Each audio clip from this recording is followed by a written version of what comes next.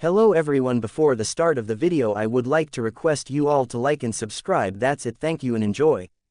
Chapter 27, Gathering the Parts. Chapter 27, Gathering the Parts. Hanks and Glenn kept their bodies low as they moved through the empty street, advancing in short, cautious bursts.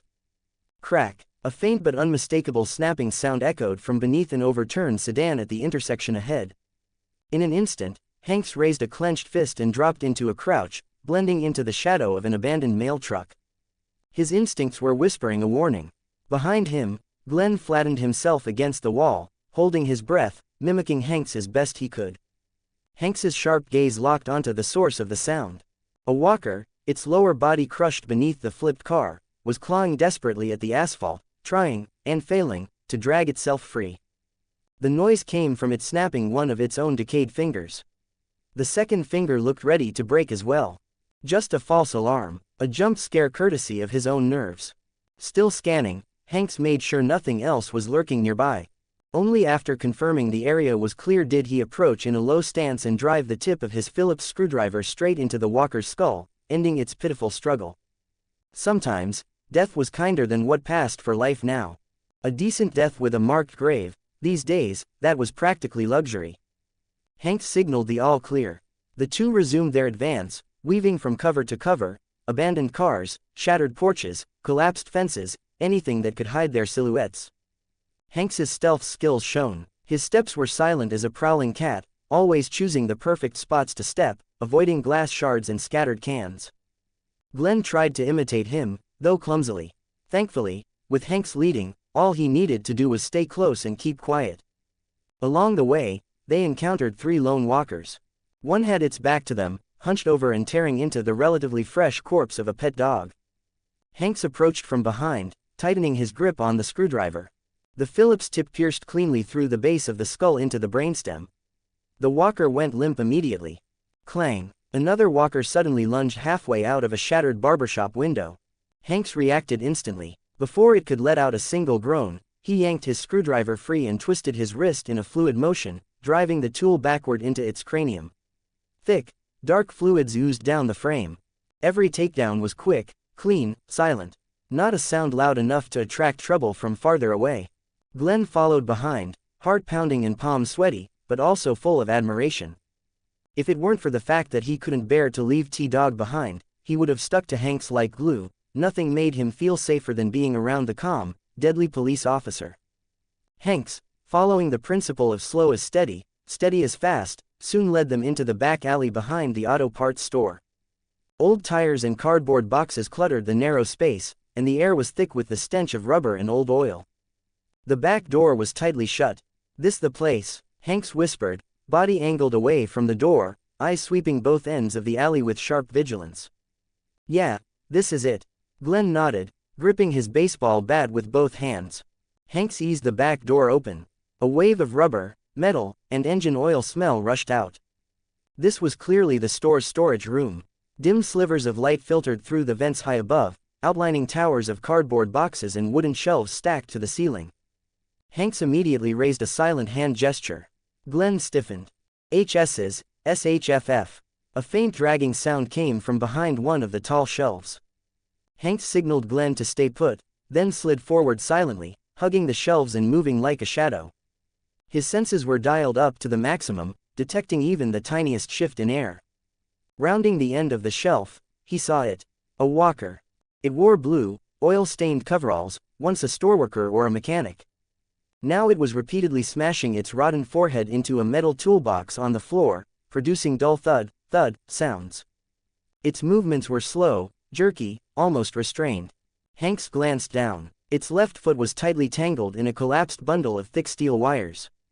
Some wires were embedded deep into its decayed flesh, anchoring it to the floor. Sensing the living, the walker paused. Its cloudy eyes shifted toward Hanks, and the guttural rasp in its throat grew louder.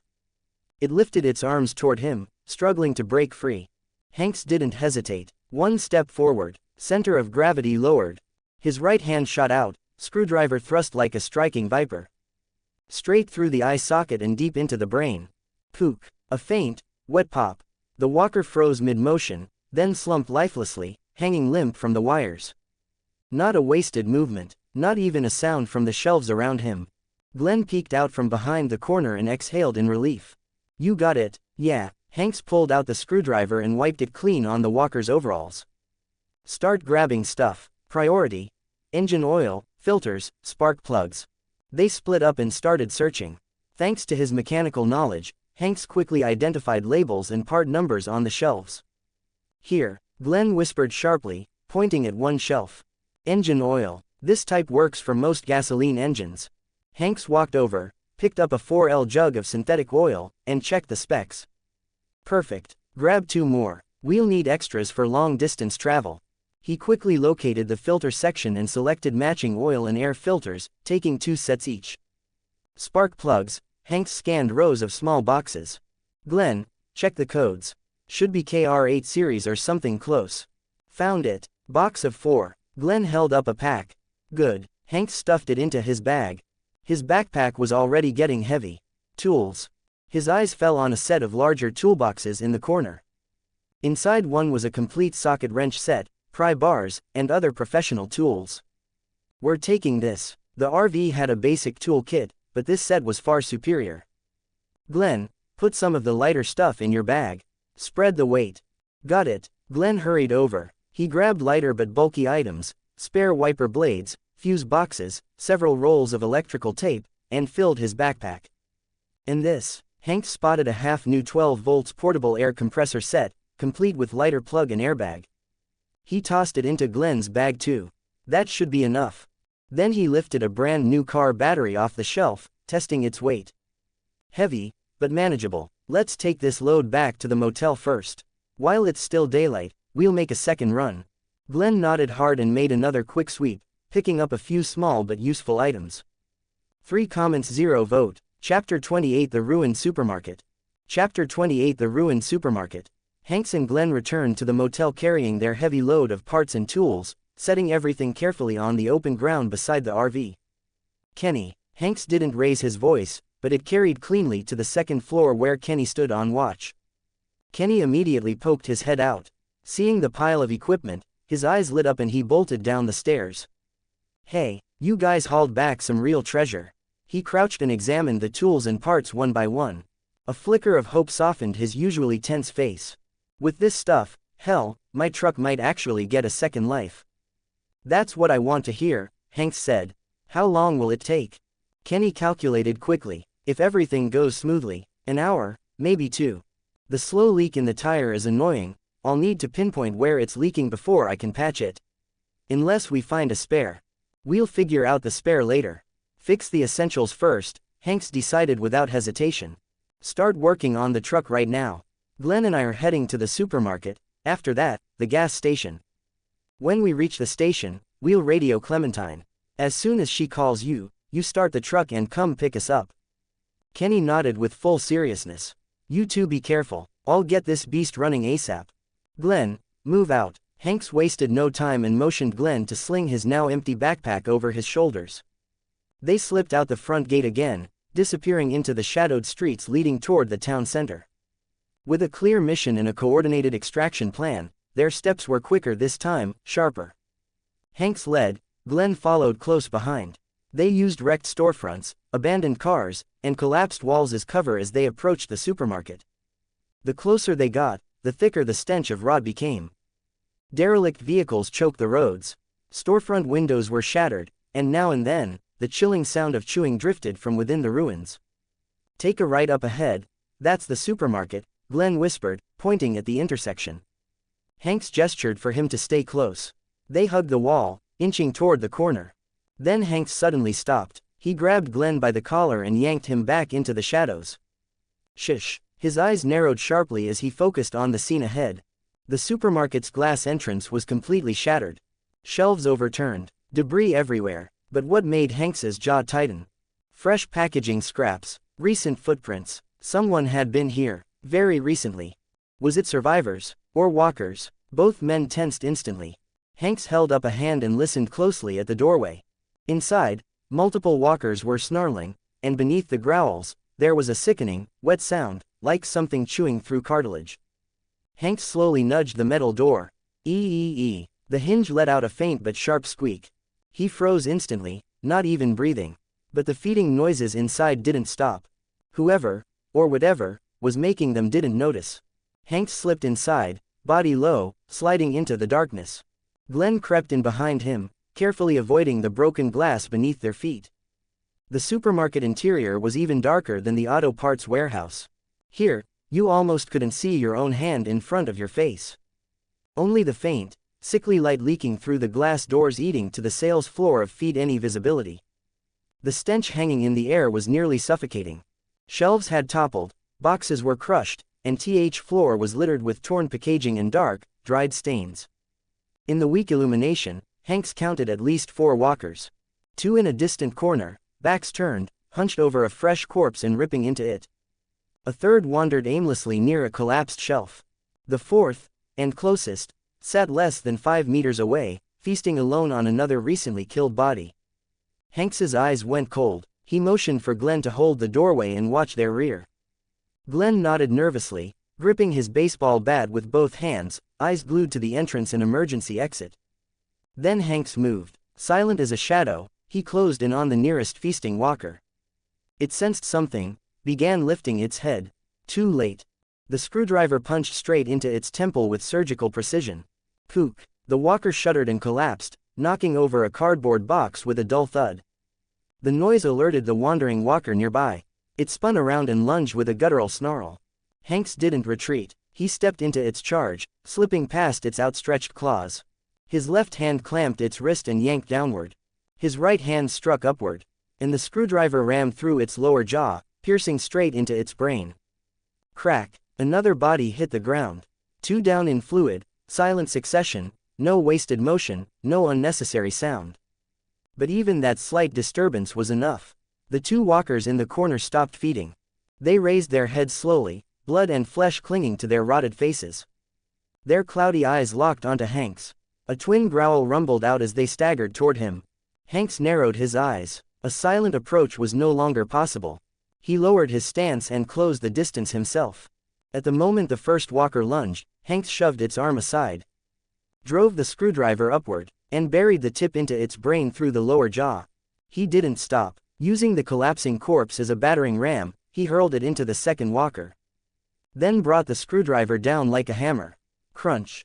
The skull split. The snarl died instantly. The supermarket fell silent again, except for Hanks's slightly heavier breathing and the reek of gore. At the doorway, Glenn was drenched in sweat, heart pounding so hard it felt like it would burst from his throat. He knew Hanks was capable, but seeing this level of cold, efficient killing up close always left him speechless. Hanks flicked the screwdriver clean, eyes already scanning the bodies. The blood was still warm. Whoever these people were, they hadn't died long ago. But he didn't bother speculating. He swept the supermarket with a final check. Clear, he said calmly, as if he'd just changed a light bulb. Move. Food and water. High-calorie stuff first. See if there's a key for the storage room. Glenn nodded quickly. They split up and began searching the warehouse. Hanks pried open several labeled boxes, mostly biscuits and candy. Glenn, over here, bag these. Glenn rushed over and stuffed chocolate bars and energy snacks into the backpacks. Then Hanks hit the jackpot. A small crate of canned meat. His spirits lifted as he shoved the cans and bottled water into his own pack. On the other side of the room, Glenn shouted, "Officer, over here, there's a locked metal cabinet." He pointed at a gray steel locker wedged against the wall. "Looks like something for valuables. Or maybe weapons." Hanks checked the lock and shook his head. "Not worth the time, and too much noise if we force it. No unnecessary risks. Food and water first. When the bags are full, we leave." They sped up. Soon, both backpacks were stuffed to the brim, heavy as boulders. Hanks tested the weight, then glanced around and spotted several empty plastic storage bins. "Use these." He grabbed 2 large ones. "More cans and water. Load everything we can carry." It would slow them down, but opportunities like this wouldn't come again. They filled both bins with food and water until they could barely close the lids. Just as they finished, bang! The locked employee room door behind them buckled violently. Another slam. The wood began to crack. Scratching and furious snarling erupted from behind the door. Something inside had been stirred awake by the earlier commotion. "Damn it!" Hanks's face hardened. "Grab everything. Move." He hefted one heavy bin. Glenn strained to lift the other. Weighted down with backpacks and bins, they struggled toward the warehouse exit. Crack! The employee room door exploded outward. The lock flew across the room. And a flood of walkers, at least a dozen, burst through, shrieking as they charged. Run! Hanks unleashed a burst of speed far beyond a normal man's, pulling Glenn with him as they sprinted for the shattered front doors. They could already see daylight. Rat-a-tat-a-tat-a. A sudden barrage of gunfire exploded from outside. Dash. 3 comments 0 vote. Chapter 29 An Unexpected Ambush. Chapter 29 An Unexpected Ambush. Take cover, Hanks roared, shoving Glenn hard to the ground. A split second later, a hail of bullets shredded the air where they had been standing. Bang, bang, bang. Rounds slammed into shelves and walls behind them, spraying sparks, splinters, and debris in every direction. Glass bottles exploded, food packages ruptured and burst open, shredded into ribbons. Holy shit, Glenn yelped. A stray bullet nearly grazed him. Panicking, he dragged the heavy storage bin and scrambled behind an overturned shelf. Hanks rolled behind a stack of collapsed boxes, the weight of his backpack and bin slowing him down. Gunfire ahead, a horde of walkers behind. They were completely trapped in the narrow, cursed space in front of the supermarket's entrance. Rog! The first few walkers surged forward, arms reaching, one clawed hand nearly snatching Glenn's ankle. Fuck! Glenn screamed, terror ripping through him. On raw instinct, he swung his baseball bat with every ounce of strength he had. Thunk! A sickening impact. The bat smashed into the walker's skull with a brutal crack, twisting its head at an unnatural angle. It collapsed sideways, stunned but still alive, claws scraping helplessly at the floor. Finish it! Smash its head in, Hanks shouted from across the aisle, locked in combat with 3 walkers of his own. Hanks's eyes were cold as steel. 3 walkers lunged at him simultaneously, but he didn't flinch. He dropped his center of gravity, slipping under the first walker's grasp. The screwdriver shot up like a venomous fang. Shunk! Straight from the jaw into the brain. Without pausing, he twisted with the momentum of the collapsing corpse, caught the second walker's arm, and yanked downward with savage force. Crack! Bones snapped like dry wood. In the same breath, his blood-stained screwdriver slashed sideways, carving through the walker's throat and part of its spine. A spray of dark, rotten blood arced through the air. The third walker finally reached him. Hanks didn't fall back. He planted a brutal front kick straight into its chest. Whump! The walker flew backward, limbs flailing. Hanks was already on it. Before it hit the ground, the screwdriver came down like a spear. Skirt! Through the eye socket, deep into the brain. 3 walkers dead in the space of a heartbeat, clean, efficient, utterly merciless. On the other side, Glenn heard Hanks's warning. Heart hammering, he stared at the twitching walker on the floor. His hands trembled, but he raised the bat again. Eyes squeezed shut. He slammed it down. Once, twice, a third time. The skull burst like an overripe melon. Glenn staggered back, gagging, breath ragged. But the danger wasn't over. Not even close. Dozens more walkers poured from the employee room, screaming as they forced their way out of the broken door. A relentless tidal wave of rotting bodies charging toward them. Outside the supermarket, the gunfire suddenly ceased. In its place came a man's arrogant, grating shout. God damn it, we found this supermarket first. We lost 2 brothers clearing the freaks away. Anyone inside, listen up. Everything you've got, food, water, weapons, throw it out. Now. Glenn trembled violently, shaken not only by the walkers but by the men outside. His mind was still stuck in that of a delivery driver. Even walkers took him a moment to mentally process. Human threats, even worse. Hanks ignored the shouting completely. His eyes snapped toward Glenn. A walker was lunging at him from the side, fangs bared, fingertips inches from Glenn's neck. And Glenn was still frozen, trapped in a spiral of panic and self-reproach. Hanks didn't hesitate. His right arm swung. The bloodied screwdriver flashed like a shard of cold light. Cutting through the air. Whip! The screwdriver buried itself cleanly in the walker's temple. The force staggered it backwards before it crumpled onto the floor with a heavy crash. Glenn jumped at the sudden sound. When he saw the corpse and the screwdriver jutting from its skull, his face went ghost white. Thank you, officer. Hanks didn't answer. He had already drawn his P226 from his hip. Clack! Round chambered. With the horde rushing toward him, His gaze didn't waver. He raised the pistol, aimed, and fired. Gunfire exploded through the enclosed supermarket, each shot clean, controlled, deadly. Walkers' skulls burst one after another, the front line collapsing like cut wheat. Black blood and decayed brain matter splattered everywhere. Shell casings clattered against the tile floor. Hanks moved with terrifying precision. Zero waste, zero hesitation, even his breathing barely changed. Muscle memory from years of firearms training guided every motion. Under pressure, his efficiency only sharpened. Within seconds, the P-226 spat out all 20 rounds. More than a dozen walkers lay dead at his feet. The swarm's momentum faltered. Click, empty. The slide locked back. Hanks didn't blink. Thumb hit the mag release. Empty magazine dropped. A full mag was already in his hand. Slap, inserted. Clack, slide released. Reload complete. Faster than most people could even register. Outside, the men who had been shouting went silent for a few moments, shocked by the sudden explosion of gunfire inside. Then voices rose again, louder and greedier. Holy hell, you've got guns, good ones too. That ain't no cheap pistol. Throw out the gun and the food, or when you run dry, you're dead anyway. There's a ton of freaks inside. Let's see how long you last. Be good little boys and hand it all over, we might spare you. Officer, what do we do? Glenn's voice trembled with raw fear and creeping despair. Hanks didn't respond to him, or the men outside. His mind was hyper-focused, running calculations. Ammo left.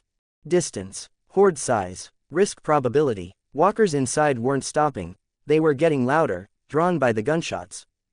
Dozens more footsteps echoed from deeper in the supermarket. They didn't have long. Outside, the armed survivors were clearly waiting for them to get overrun or expend all their bullets before swooping in.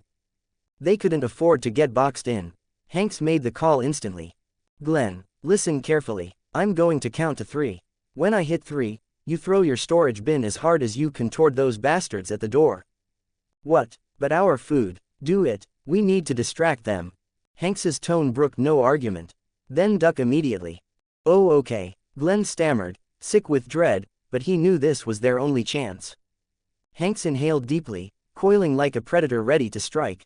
1. The men outside were still jeering. 2. The walkers inside were getting dangerously close. 3. Throw it, Glenn shouted, summoning every last shred of strength. He hurled the heavy plastic bin filled with cans toward the shattered supermarket entrance. The bin tumbled and clattered loudly, a metallic crash echoing across the street. All eyes outside snapped toward it instantly. 2 comments 0 vote. Chapter 30 A Man with a Big Caliber Attitude. Chapter 30 A Man with a Big Caliber Attitude. Hey, something just rolled out. Open fire. Bang bang bang. The storage bin was shredded midair, cans and food packets exploding across the ground. Damn it. Stop shooting. It's food. Careful. Could be a trap. The men outside shouted in confusion, guns swinging toward the tumbling plastic bin. Now, Hanks moved. He didn't rush through the doorway. He dove sideways, body skimming the floor, using a half-toppled checkout counter as cover. His eyes locked instantly onto 3 survivors outside. 1 crouched behind a pillar across the street. 1 taking cover behind an abandoned car's hood. The 3rd was greedily sprinting toward the rolling storage bin. Hanks raised his P226. Bang. First shot. The bullet slammed directly into the thigh of the looter reaching for the bin. Ah! The man collapsed, shrieking, his broken rifle clattering onto the pavement. Bang. Bang. 2 more shots cracked out almost instantly. Sparks burst from the abandoned car's hood as bullets ricocheted, forcing the man behind it to duck. Bang. The 4th round smashed into the pillar across the street, kicking up stone chips and making the last gunman recoil in fear. 4 shots. Perfectly timed, perfectly placed. No kills, but all 3 enemies were suppressed, pinned down, terrified to raise their heads. Precious seconds gained. Glenn, move. Hanks barked without looking back. Glenn snapped out of his daze and scrambled to his feet, dragging the 2nd storage bin as fast as he could toward the exit. Inside the supermarket, the walker horde finally surged past the broken shelves. The closest ones now less than 10 meters away. Hanks fired over his shoulder, dropping the 2 nearest walkers. Bang, bang, both heads burst, both bodies collapsed. But more were coming. Officer. Glenn reached the street corner, dragging the bin behind cover. He cursed himself for not grabbing a gun earlier. He could have helped. Instead he was armed with a bat, swatting at stray walkers. "Stay down," Hanks shouted. Right now he couldn't move. Lifting pressure from either side meant instant death. Either from the walkers or the scavengers outside. Bang, bang, another walker fell. Click, empty again. Hanks slammed in his last magazine. The wounded gunman outside was still screaming. The other two, terrified by Hanks's precision shooting, hid behind their cover and fired blindly into the store. Bullets ricocheted everywhere. PFFT. One stray round pierced a bag of flour beside Hanks. A white cloud burst out, filling the air and blotting vision. "God damn it," Hanks growled, wiping powder from his face. His eyes sharpened, feral, focused. The worse the situation got, the calmer he became. The pile of fresh corpses he'd created now worked in his favor.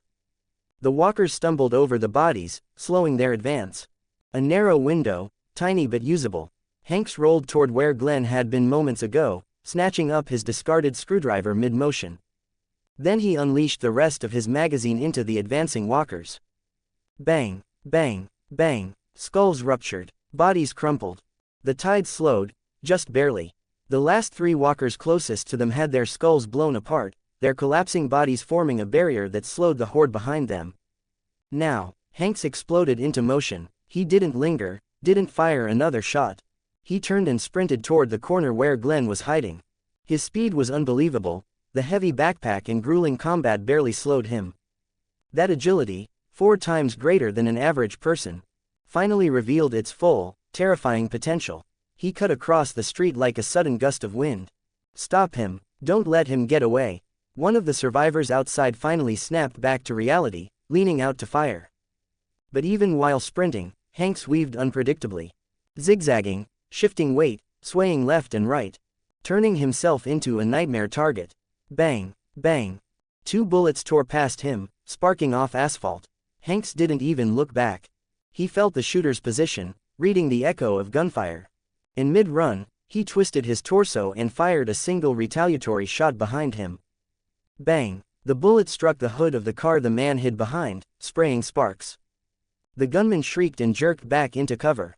Using that brief window, Hanks dove forward, rolled across the pavement, and slid behind the corner next to Glenn, gasping for air. "Officer, are you hurt?" Glenn grabbed him, pale and shaking. "I'm fine." Hanks checked himself quickly. Aside from being soaked in gore and white flour, he was uninjured. At the supermarket entrance, the walker horde, now without another target, finally poured out of the shattered doors. And the first thing they saw was the wounded survivor crawling on the ground. "No, don't, stay back, ah." His screams were swallowed instantly by the frenzy of snarls and tearing flesh. The sound of chewing replaced gunfire on the street.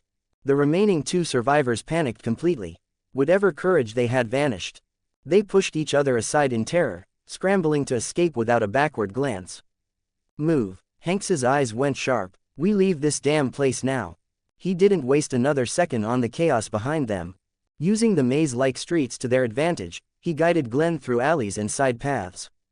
The heavy backpacks and fully loaded bins slowed them significantly. But they were lucky. Most walkers were too busy feasting at the supermarket. After several breathless minutes, they rushed into an empty residential house. Hanks motioned for Glenn to stay back, then quietly checked the rooms. Once he confirmed it was safe, he waved Glenn in. They stumbled inside, dropped their gear, and collapsed against the wall. Ha! Ha! Finally, a break.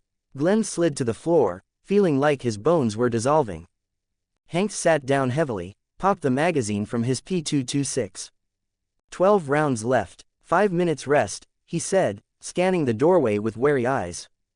Glenn nodded. He pulled a bottle of water from his pack and chugged it in huge gulps. Hanks felt his entire body burning. The heat wasn't from the weather. It was the cost of pushing his ability to the limit. Every cell in his body was overheating, screaming. He felt like a cheetah, able to unleash lethal speed and power. But only for short bursts. And that was something he refused to accept. A man, especially a man with big caliber, couldn't be satisfied with short. Once they made it back, he would improve himself. He'd develop that talent until he could outrun, outfight, and outlast anything. "Get up." Hanks exhaled deeply, strength returning. We're heading for the gas station. Glenn groaned, but Hanks grabbed his arm and pulled him to his feet. Once again, the two plunged into the trap-filled, walker-haunted streets, heading straight for the next danger. The gas station. To be continued. Thanks for watching.